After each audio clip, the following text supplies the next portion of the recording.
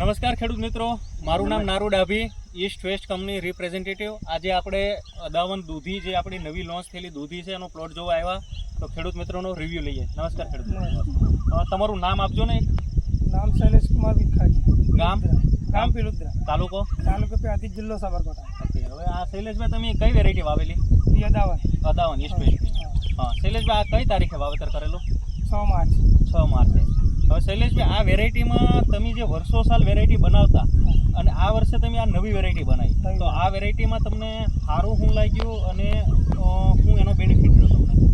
આ વેરાયટીમાં એટલું સારું લાગ્યું કે કોઈનો ઉતાર નહીં, બિહારમાં સારી છે, એની વેરાયટી સારી છે, એક રાગી માર્કેટમાં પણ ઊભી નથી. માર્કેટમાં ઉપડી જાય છે, માલ વેચાઈ જાય છે. એટલે બીજી વેરાયટી કરતાં માલ વધારે લાગે. આ માલ વધારે વેચાય છે. અને એની પછીનું શું સારું લાગે? તમે વર્ષો સાલ જે વેરાયટી બનાવો એની કરતાં કમ્પેરમાં આ વેરાયટી, આ કમ્પેરમાં સારામાં સારી વેરાયટી છે.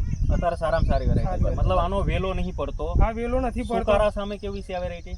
સુકારામાં સારી છે, સુકારો આવતો નથી. તમારી જોડે બીજા ખેડૂતોએ બીજી વેરાયટી વાવી, એ તમારી જોડે જ વાવેતર કરેલું? હા, અમારી જોડે કરેલું. તો એ વેરાયટી અત્યારે એની કન્ડિશન શું છે ને આપણી કન્ડિશન શું છે? આપણું કન્ડિશન સારું છે, એમને બધાનો સુકારો આવી ગયો. એમને સુકારો આવી ગયો, મતલબ આ વેરાયટી સુકારા સામે સારી એવી છે, આનો વેલો નહીં પડતો.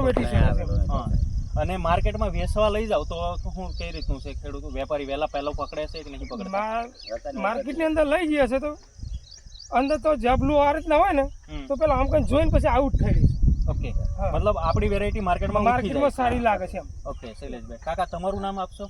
રંગાજી છે. હાજી, રંગાજી. તમારું બાજુનું ખેતર છે? બાજુનું ખેતર. હા, તો કાકા તમે આ વેરાયટી જોવો છો તો તમને શું લાગે? બહુ સરસ લાગે છે. હું આ તો આ બે દિવસ પહેલા આવ્યા તો વેરાયટી સારામાં સારી છે. હું કારણ કે દરરોજ આવું એટલે હા હા બરાબર, સારી વેરાયટી. કેટલી વીણી થઈ છે આની શૈલેષભાઈ? 6 થી 7 થઈ. 6 થી 7 વીણી. અને કેટલા પેકેટનું વાવેતર કરેલું? આ 3 પેકેટ નીકળે. ઓનલી 3 પેકેટનું વાવેતર. કેટલો માલ નીકળતો હશે?